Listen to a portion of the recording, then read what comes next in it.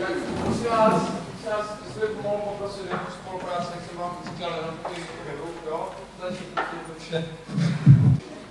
Jo, jde to tak nějak, pojďme do toho.